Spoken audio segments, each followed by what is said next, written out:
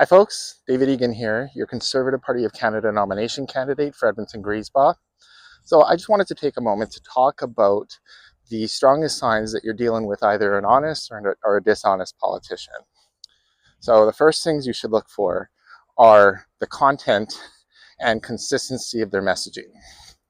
So if a politician talks to one crowd and then they go somewhere else where perhaps their priorities are a little bit different with a completely different message, it's likely that you're dealing with a dishonest politician.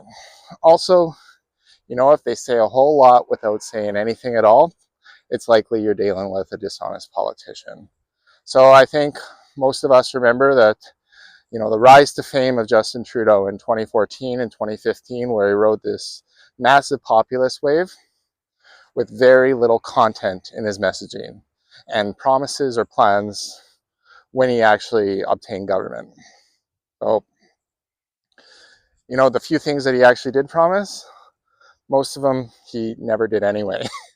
I guess aside from legalizing marijuana. But when we look at Jagmeet Singh and the messaging that he gives when he's here in Edmonton with two MPs, and many of them have constituents that work in the oil and gas sector. There's a refinery right behind me now. And he pretends to support the oil and gas sector, as well as the 700,000 Canadians that are directly or indirectly employed by it.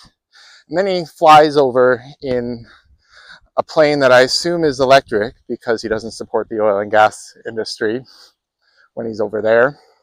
And he couldn't stop talking about shutting down the energy sector fast enough. With Pierre Poilievre, we're seeing a extremely large amount of content in his platform so far, and we're about a year and a half away from the election. He's promising to build more homes to make sure the unaffordable mortgages that people pay in Toronto and Vancouver don't make their way to the rest of Canada. He's promising to rein in unsustainable inflationary spending so we can all afford our groceries again. And he's promising to bring common sense back to government.